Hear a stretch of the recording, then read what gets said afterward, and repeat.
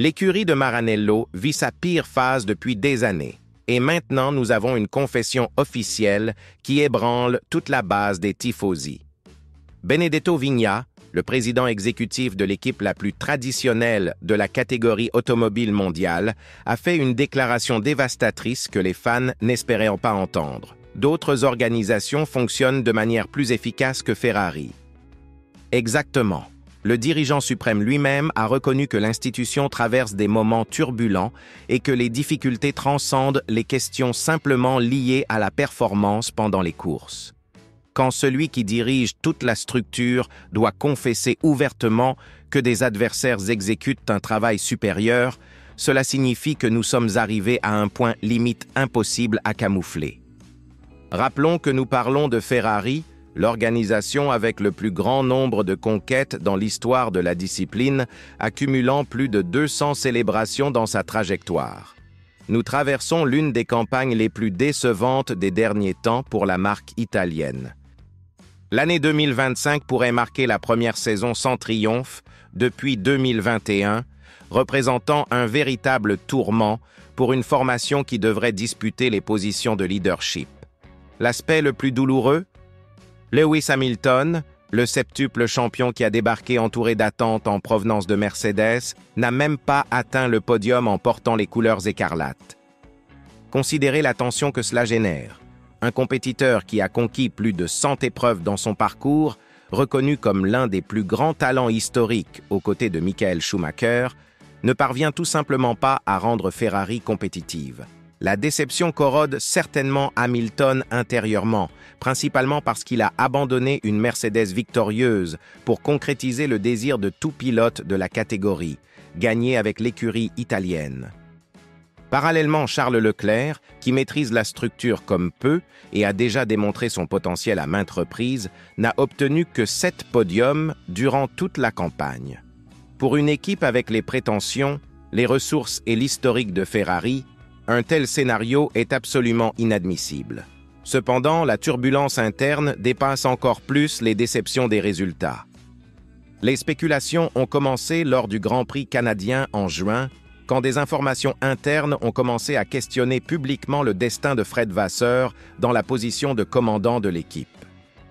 La pression des tifosi, de la presse péninsulaire et des propres collaborateurs de l'organisation a été si intense que Ferrari a dû renouveler le contrat du Français en juillet dans une tentative désespérée de démontrer la cohésion et de mettre fin aux conjectures qui minaient le moral de la formation.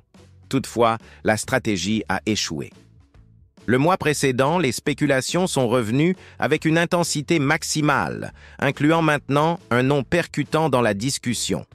Christian Horner, l'ancien commandant de Red Bull, qui a dirigé la structure autrichienne pendant les années glorieuses de Max Verstappen et qui s'est séparé de la corporation en juillet.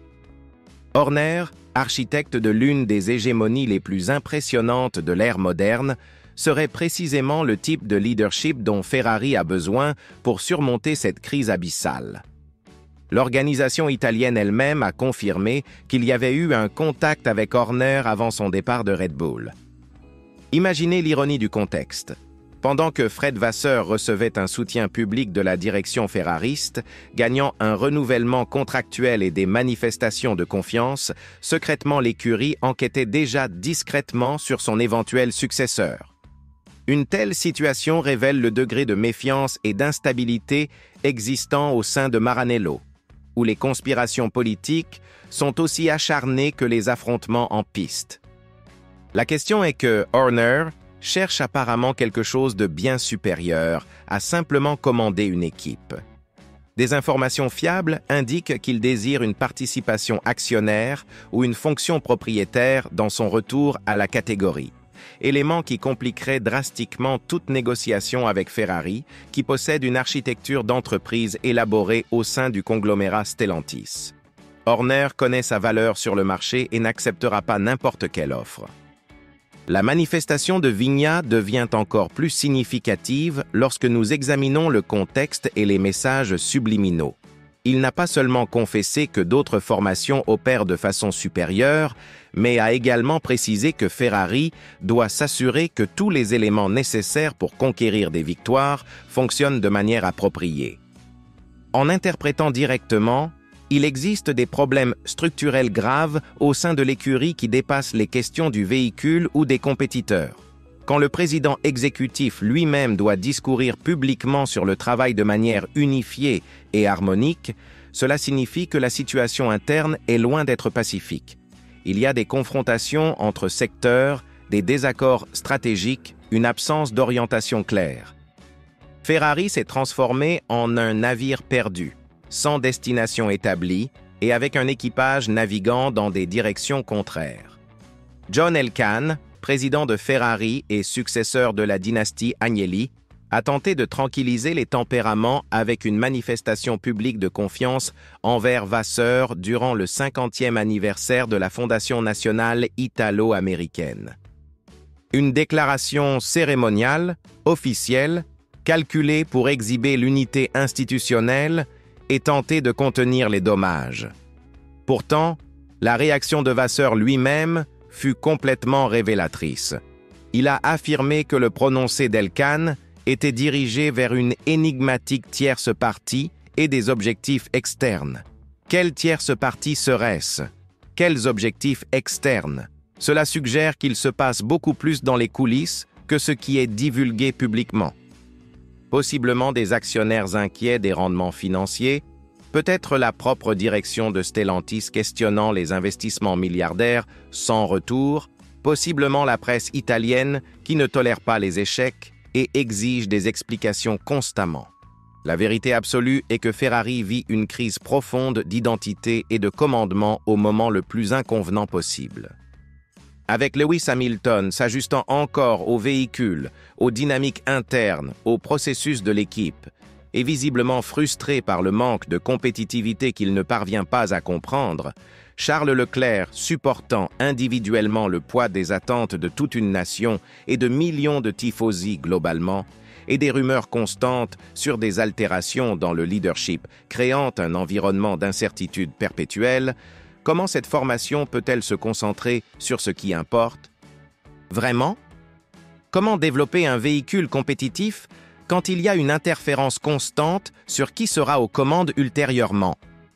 L'instabilité représente le plus grand adversaire de la performance dans le sport de haute compétition. L'arrivée d'Hamilton aurait dû représenter l'impulsion pour une nouvelle ère dorée de Ferrari. Un pilote avec de l'expérience dans des équipes victorieuses, qui maîtrise les secrets pour transformer une écurie en machine à conquête, qui pourrait introduire des connaissances techniques et des méthodologies absorbées durant ses années de succès chez Mercedes. Au contraire, sa présence sert à révéler encore plus les vulnérabilités structurelles de Ferrari. Quand un compétiteur du niveau d'Hamilton ne parvient pas à extraire de la performance de l'automobile, quand lui-même semble confus et sans solution dans les interviews, cela démontre que les problèmes sont beaucoup plus profonds que quiconque ne le supposait. Et la pression sur Hamilton augmente également, parce qu'à 39 ans, il sait qu'il ne dispose pas de beaucoup de temps pour concrétiser son rêve de gagner avec Ferrari. Il ne reste que 4 étapes dans la saison: Brésil, Las Vegas, Qatar et Abu Dhabi. 4 opportunités pour sauver une campagne catastrophique, 4 possibilités de démontrer qu'il existe encore de l'espoir dans ce projet qui semble s'écrouler. La question qui persiste est, Ferrari réussira-t-elle au moins une victoire pour préserver sa dignité et éviter l'humiliation historique d'une saison complètement vide, ou assisterons-nous au plus grand échec de l'ère contemporaine de l'équipe? Et plus crucial encore, Fred Vasseur survivra-t-il au terme de cette saison désastreuse où la pression interne, les rumeurs constantes et les résultats médiocres finiront-ils par le vaincre? Une chose est évidente, Ferrari nécessite des transformations urgentes et radicales, et pour la première fois depuis longtemps, l'administration elle-même admet publiquement que les situations ne fonctionnent pas comme elles le devraient. La question maintenant est de découvrir s'ils auront le courage d'implémenter les changements nécessaires ou s'ils continueront à feindre que tout fonctionne pendant que Rome brûle et que les tifosi perdent définitivement patience.